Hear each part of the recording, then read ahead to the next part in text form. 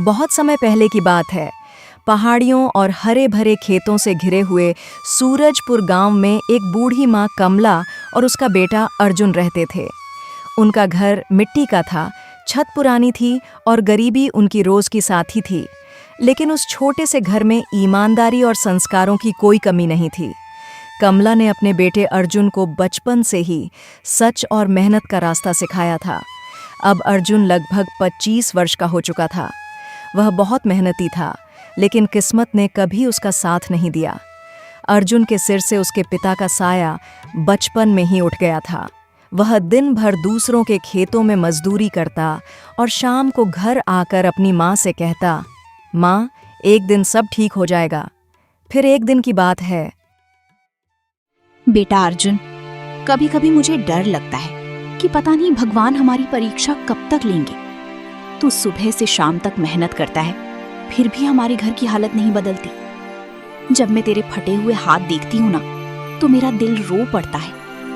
काश तेरे पिता आज होते तो तुझे यूं संघर्ष करते न देखते। माँ, आपने मुझे बचपन से सिखाया है कि मेहनत करने वाला कभी हारता नहीं। आज हमारे पास पैसे नहीं हैं, लेकिन मेरे पास आपका आशीर्वाद है।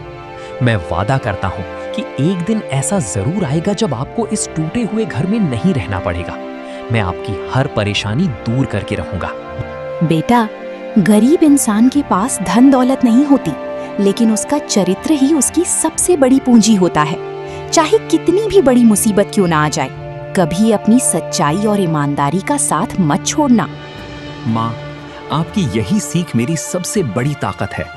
अगर मेरे पास कुछ है तो वो आपकी परवरिश है।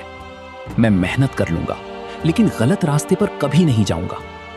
माँ, आज मैं सेठ जगदीश प्रसाद की हवेली पर जाने की सोच रहा हूँ। मैंने सुना है कि वे मेहनती लोगों को काम देते हैं। जा बेटा, भगवान तेरे साथ हैं, लेकिन याद रखना, काम छोटा हो या बड़ा, उसे भगवान की सेवा समझकर करना। ईमानदारी से किया गया छोटा काम भी इंसान को बड़ा बना देता है। अर्जुन अपनी माँ का आशीर्वाद लेकर हवेली की ओर चल पड़ा। थोड़ी देर चलने के बाद वह सेठ जगदीश प्रसाद की हवेली पहुंच गया।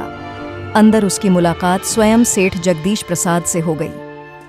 क्या नाम है तुम्हारा बेटा, और यहाँ किस काम से आए हो? जी, मेरा नाम अर्जुन है। मैं काम की तलाश में आया हूँ। पहले मैं खेतों में मजदूरी करता था, लेकिन अब कोई स्थायी काम चाहता हूँ ताकि अपनी माँ का सहारा बन सकूं। देखो बेटा, मेरे यहाँ काम की कमी नहीं है, लेकिन मैं हर किसी को जिम्मेदारी नहीं देता। व्यापार में सबसे जरूरी चीज भरोसा होती है। अगर तुमने अपनी ईमानदारी साबित कर दी, तो यहाँ तुम्हें आगे बढ़ने से कोई नहीं रोक पाएगा। सेठ जी, मेरे पास धन नहीं है, लेकिन मेरी माँ ने मुझे सच्चाई और ईमानदारी का पाठ पढ़ाया है। अगर आप मुझे एक मौका देंगे तो मैं अपने काम से आपका विश्वास जीत कर दिखाऊंगा। ठीक है अर्जुन, आज से तुम हमारे गोदाम में काम करोगे। वहाँ मुंशी गोपाल हैं, वही तुम्हें काम समझाएंगे। मेहनत करना और भरोसा कभी मत तोड़ना। सेठ जी की बात सुनकर अर्जुन खुशी खुशी गोदाम की ओर बढ़ गया। गोदाम बहुत बड़ा था। चारों तरफ अनाज की बोरियां रखी हुई थीं। मजदूर अपने अपने काम में लगे हुए थे। वहीं एक मेज पर बैठकर हिसाब किताब देख रहे थे मुंशी गोपाल। राम राम मुंशी जी, मेरा नाम अर्जुन है। सेठ जगदीश प्रसाद जी ने मुझे यहाँ काम करने के लिए भेजा है। मैं मेहनत से कोई भी काम करने को तैयार हूँ। बस आप मुझे बता दीजिए कि मुझे क्या करना है। अच्छा, तो तुम वही नए लड़के हो। सेठ जी ने तुम्हारे बारे में बताया था।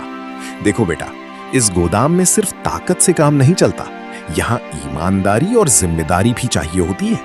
एक छोटी सी गलती से हजारों रुपए का नुकसान हो सकता है। मुंशी जी, मैं पढ़ा लिखा ज्यादा नहीं हूँ, लेकिन जिम्मेदारी निभाना जानता हूँ।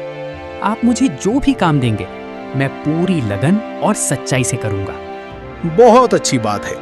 पहले इन बोरियों की गिनती करो और फिर मजदूरों को सही जगह पर रखवाओ। देखते हैं तुम्हारे काम में कितनी लगन है। अर्जुन ने बिना समय गंवाए काम शुरू कर दिया। जहां दूसरे मजदूर आराम कर रहे थे, वहीं अर्जुन लगातार काम करता रहा। दोपहर की तेज धूप हो या शाम की थकान, उसके चेहरे पर शिकायत का नाम तक नहीं था। शाम होते होते पूरा गोदाम व्यवस्थित हो चुका था। मुंशी गोपाल दूर खड़े होकर सब देख रहे थे। वाह बेटा अर्जुन, सच कहूं तो मुझे उम्मीद नहीं थी कि पहले ही दिन कोई लड़का इतना अच्छा काम करेगा। मैंने कई लोगों को यहाँ काम करते देखा है, लेकिन तुम्हारे जैसा मेहनती और जिम्मेदार लड़का बहुत कम मिलता है। मुंशी जी, जब घर की जिम्मेदारी सिर पर हो और माँ की उम्मीदें आंखों के सामने हो, तो मेहनत करना मजबूरी नहीं बल्कि फर्ज बन जाता है। भगवान करे तुम्हारी यही सोच हमेशा बनी रहे। ऐसे लोग ही जिंदगी में आगे बढ़ते हैं। मुंशी गोपाल अक्सर सेठ जगदीश प्रसाद से अर्जुन की तारीफ किया करते थे। ऐसे ही कुछ दिन बीत गए और कुछ ही हफ्तों में अर्जुन पूरे गोदाम का सबसे भरोसेमंद कर्मचारी बन गया। अर्जुन की ईमानदारी और मेहनत देखकर सेठ जगदीश प्रसाद भी उससे बहुत खुश रहने लगे थे। लेकिन हवेली में एक व्यक्ति ऐसा भी था जिसे अर्जुन की तरक्की बिल्कुल भी पसंद नहीं थी। वह था धनराज, सेठ जगदीश प्रसाद का छोटा भाई। धनराज बाहर से तो बहुत अच्छा और सज्जन दिखाई देता था, लेकिन अंदर ही अंदर वह व्यापार में गड़बड़ी करके गलत तरीके से पैसा कमाता था। एक दिन उसने अर्जुन को मुंशी गोपाल से बातें करते हुए देखा। मुंशी गोपाल अर्जुन की मेहनत और ईमानदारी की तारीफ कर रहे थे। यह देखकर धनराज की आंखों में जलन साफ दिखाई देने लगी। ये लड़का दिन ब दिन भाई साहब का विश्वास जीतता जा रहा है। आज गोदाम संभाल रहा है, कल पूरे व्यापार का हिसाब देखने लगेगा।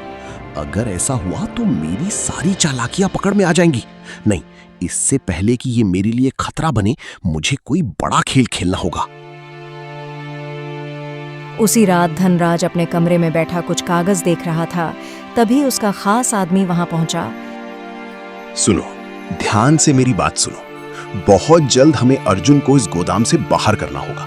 ऐसा इंतजाम करो कि पूरा इल्जाम उसी के सिर पर जाए और कोई उस पर विश्वास भी न करे। लेकिन मालिक, वो लड़का तो बहुत सीधा और ईमानदार है। अगर सच सामने आ गया तो? दुनिया सच नहीं देखती, दुनिया सबूत देखती है, और सबूत वही दिखते हैं जो दिखाए जाते हैं। बस तुम मेरे कहे अनुसार काम करो, बाकी मैं संभाल लूंगा। समय बीतता गया और अर्जुन अपनी मेहनत से सबका भरोसा जीतता गया।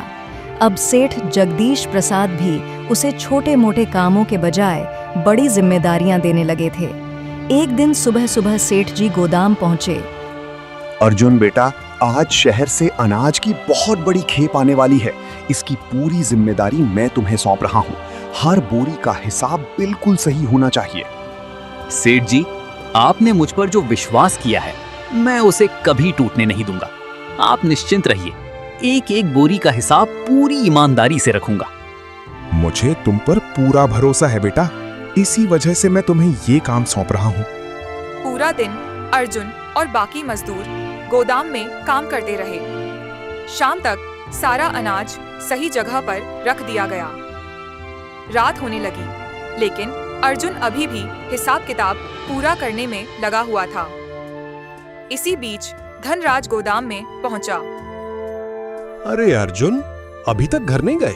छोटे मालिक, बस आखिरी हिसाब पूरा कर रहा हूँ। मैं चाहता हूँ कि सुबह मुंशी जी को कोई परेशानी ना हो। तुम सचमुच बहुत मेहनती हो। अच्छा, आप घर चले जाओ, बाकी गोदाम मैं बंद करा दूंगा। ठीक है छोटे मालिक, मैंने पूरा हिसाब इस रजिस्टर में लिख दिया है। कृपया इसे मुंशी जी को दे दीजिएगा। अर्जुन धनराज को प्रणाम करके घर चला गया, लेकिन जैसे ही वह गया, धनराज के चेहरे की मुस्कान बदल गई। रात के अंधेरे में धनराज ने कई बोरी अनाज गायब करवा दिए और हिसाब की कुछ पर्चियां भी बदल दी। अगली सुबह जब मुंशी गोपाल ने गोदाम का हिसाब देखा तो उनके होश उड़ गए। मालिक, गोदाम से कई बोरी अनाज गायब है और रजिस्टर का हिसाब भी मेल नहीं खा रहा। कल रात गोदाम की जिम्मेदारी किसके पास थी? मालिक, कल रात हिसाब अर्जुन देख रहा था। इतना सुनते ही धनराज तुरंत बोल पड़ा। भाई साहब, मैंने तो पहले ही कहा था कि किसी नए आदमी पर इतना जल्दी भरोसा नहीं करना चाहिए।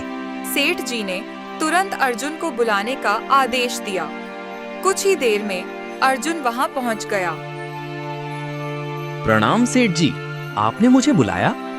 अर्जुन, ये बताओ कि गोदाम से अनाज कहाँ गया? क्या अनाज गायब हो गया? लेकिन सेठ जी, मैंने तो पूरा हिसाब ठीक से रखा था। झूठ मत बोलो अर्जुन, तुम्हारे अलावा कल रात वहां कोई नहीं था। छोटे मालिक, मैं झूठ क्यों बोलूंगा? मैं गरीब जरूर हूं लेकिन बेईमान नहीं हूं। अर्जुन, मुझे तुमसे ऐसी उम्मीद नहीं थी। जब तक सच्चाई सामने नहीं आती तुम काम पर मत आना। अर्जुन भारी कदमों से हवेली से बाहर निकला। आज उसके ऊपर चोरी का आरोप लगा था। जिस ईमानदारी पर उसे सबसे ज्यादा गर्व था, आज उसी पर सवाल उठ चुका था। पूरा रास्ता वह चुपचाप चलता रहा। उसकी आंखों में आंसू थे और मन में हजारों सवाल। कुछ देर बाद वह अपने घर पहुंचा। कमला देवी दरवाजे पर बैठी बेटे का इंतजार कर रही थी। जैसे ही उन्होंने अर्जुन का उदास चेहरा देखा, वह घबरा गईं। क्या हुआ बेटा? आज तेरा चेहरा इतना बुझा हुआ क्यों है? क्या हवेली में कुछ हुआ है? तू चुप क्यों है? माँ, आज मेरी ईमानदारी पर शक किया गया है। सेठ जी ने मुझ पर चोरी का इल्जाम लगा दिया। उन्होंने मुझे काम से निकाल दिया है। ये कैसे हो सकता है बेटा? मैं अपने बेटे को अच्छी तरह जानती हूँ। तू कभी ऐसा काम नहीं कर सकता। जरूर कोई बड़ी साजिश हुई है। माँ, मैंने लाख समझाने की कोशिश की, लेकिन कोई मेरी बात सुनने को तैयार नहीं था। शायद गरीब इंसान की सच्चाई की कोई कीमत नहीं होती। ऐसी बातें मत कर बेटा। याद रख, सच्चाई को कुछ समय के लिए दबाया जा सकता है, लेकिन उसे हमेशा के लिए छुपाया नहीं जा सकता। मुझे पूरा विश्वास है कि एक दिन सच जरूर सामने आएगा।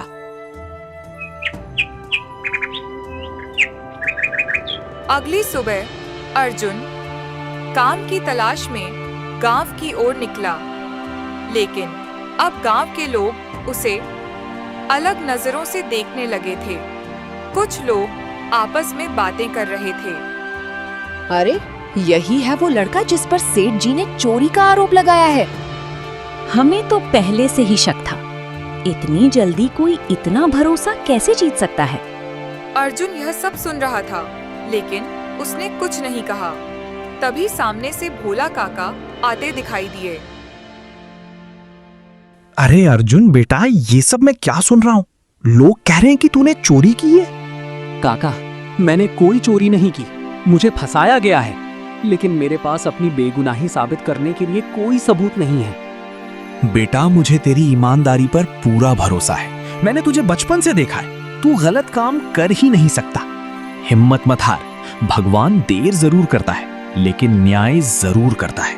उधर हवेली में भी हालात अच्छे नहीं थे। अर्जुन के जाने के बाद भी गोदाम में लगातार घाटा हो रहा था। हर दूसरे दिन हिसाब में गड़बड़ी निकलने लगी। एक शाम सेठ जगदीश प्रसाद बहुत परेशान बैठे थे। मुंशी जी, मुझे एक बात समझ नहीं आ रही। अगर अर्जुन ही दोषी था तो उसके जाने के बाद भी नुकसान क्यों हो रहा है? मालिक, सच कहूं तो मुझे शुरू से ही अर्जुन पर शक नहीं था। वो लड़का बहुत ईमानदार था। मुझे लगता है कि असली गुनहगार कोई और है। अगर ऐसा है तो हमें सच्चाई जल्द से जल्द पता लगानी होगी, क्योंकि मैं किसी बेगुनाह के साथ अन्याय नहीं करना चाहता। उसी समय धनराज वहां आ गया। भाई साहब, आप अभी तक उसी लड़के के बारे में सोच रहे हैं? उसने जो करना था वो कर चुका। अब हमें आगे बढ़ना चाहिए। धनराज, मुझे कुछ अजीब लग रहा है। अर्जुन के जाने के बाद भी घाटा बढ़ता जा रहा है। इसका मतलब कहीं ना कहीं कोई बहुत बड़ा खेल चल रहा है। यह सुनकर धनराज के चेहरे का रंग उड़ गया। उसे पहली बार डर महसूस हुआ। उसे समझ आ गया कि अगर जल्द कुछ नहीं किया गया तो उसका राज कभी भी खुल सकता है। अगले दिन सुबह सुबह सेठ जगदीश प्रसाद ने मुंशी गोपाल को अपने कमरे में बुलाया। मुंशी जी, मैं रात भर सो नहीं पाया। मेरे मन में बार बार एक ही सवाल उठ रहा है कि आखिर असली गुनहगार कौन है? अगर अर्जुन दोषी होता तो उसके जाने के बाद भी गोदाम में घाटा क्यों हो रहा है? मालिक, अगर आप सच जानना चाहते हैं तो हमें रघु को बुलाना चाहिए। वो कई साल पहले यहाँ काम करता था। उसे भी इसी तरह चोरी के आरोप में निकाला गया था। तो फिर देर किस बात की? तुरंत किसी आदमी को भेजो और रघु को बुला कर लाओ। अब मुझे हर हाल में सच जानना है। कुछ घंटों बाद रघु हवेली पहुंचा। उसे देखकर धनराज के चेहरे पर घबराहट साफ दिखाई दे रही थी। रघु, आज मैं तुझसे सच सुनना चाहता हूं। अगर तूने सच बता दिया तो तुझे किसी बात का डर नहीं होना चाहिए, लेकिन अगर तूने झूठ बोला तो तुझे भी सजा मिलेगी। मालिक, मैंने कभी आपके साथ विश्वासघात नहीं किया था, मुझे मजबूर किया गया था। साफ साफ बता, तुझे किसने मजबूर किया था? मालिक, छोटे मालिक धनराज ने मुझे गोदाम से अनाज बाहर भिजवाने के लिए कहा था। उन्होंने मुझे पैसों का लालच दिया था। जब चोरी का मामला सामने आया तो सारा इल्जाम मेरे ऊपर डाल दिया गया। झूठ बोल रहा है ये। भाई साहब, ये अपनी जान बचाने के लिए मुझ पर इल्जाम लगा रहा है। लेकिन तभी मुंशी गोपाल कुछ पुराने कागज लेकर आ गए। मालिक, मुझे पुराने हिसाब की जांच करते समय कुछ पर्चियां मिली हैं। इन पर जो लिखावट है वो छोटे मालिक धनराज की है। सेठ जी ने कागज हाथ में लिए और ध्यान से देखने लगे। कुछ ही पल में उनका चेहरा गुस्से से लाल हो गया। धनराज, मुझे अपनी आंखों पर विश्वास नहीं हो रहा। क्या इतने सालों से तू ही मेरे व्यापार में घपला कर रहा था? भाई साहब, मुझसे गलती हो गई। मैं लालच में अंधा हो गया था। गलती? इसे गलती कहते हो? तुमने सिर्फ व्यापार में चोरी नहीं की, बल्कि एक ईमानदार इंसान की इज्जत भी छीनी है। सेठ जी ने तुरंत अपने आदमी को अर्जुन को बुलाने भेजा। कुछ देर बाद अर्जुन हवेली पहुंचा। उसके साथ कमला देवी और भोला काका भी थे। प्रणाम सेठ जी, आपने मुझे बुलाया? अर्जुन बेटा, आज मैं पूरे गांव के सामने अपनी गलती स्वीकार करना चाहता हूं। मैंने बिना सच जाने तुम पर शक किया। असली गुनहगार धनराज है, तुम नहीं। मैं जानती थी कि मेरा बेटा कभी गलत काम नहीं कर सकता। भगवान के घर देर है, अंधेर नहीं। धनराज, तुम्हारे लालच और धोखे की वजह से एक निर्दोष इंसान को अपमान सहना पड़ा।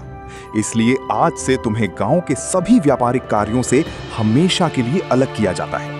इसके साथ ही तुम्हें अपने किए गए नुकसान की भरपाई भी करनी होगी। अर्जुन, मैंने लालच में आकर तुम्हारे साथ बहुत बड़ा अन्याय किया। अगर हो सके तो मुझे माफ कर देना। धनराज जी, मैं आपसे कोई दुश्मनी नहीं रखता, लेकिन याद रखिए, इंसान को कभी भी लालच और झूठ के रास्ते पर नहीं चलना चाहिए, क्योंकि उसका अंत हमेशा बुरा ही होता है। अर्जुन, आज से तुम सिर्फ कर्मचारी नहीं हो, मैं तुम्हें अपने पूरे व्यापार का मुख्य प्रबंधक बनाता हूं। अब से मुंशी गोपाल के साथ मिलकर तुम सारा कारोबार संभालोगे। सेठ जी, आपने मुझ पर फिर से विश्वास किया, यही मेरे लिए सबसे बड़ा सम्मान है। मैं हमेशा पूरी ईमानदारी से काम करूंगा। देखा बेटा, मैंने कहा था ना कि सच्चाई की जीत जरूर होती है। कुछ ही महीनों में अर्जुन ने अपनी मेहनत और ईमानदारी से व्यापार को नई ऊंचाइयों तक पहुंचा दिया। सबसे पहले उसने अपनी माँ के लिए एक पक्का घर बनवाया। नए घर के आंगन में खड़ी कमला देवी की आंखों में खुशी के आंसू थे। धीरे धीरे पूरे सूरजपुर गांव में अर्जुन की मिसाल दी जाने लगी। लोग अपने बच्चों से कहते, ईमानदारी और मेहनत का रास्ता कभी मत छोड़ना, क्योंकि अंत में जीत हमेशा सच्चाई की ही होती है। मोरल: ईमानदारी और सच्चाई का रास्ता भले ही कठिन हो, लेकिन अंत में जीत हमेशा सच्चाई की ही होती है। अगर आपको यह वीडियो पसंद आया हो तो वीडियो को लाइक करें, शेयर करें और ऐसे ही प्रेरणादायक कहानियों के लिए हमारे चैनल को सब्सक्राइब करना न भूलें। मिलते हैं अगली कहानी में।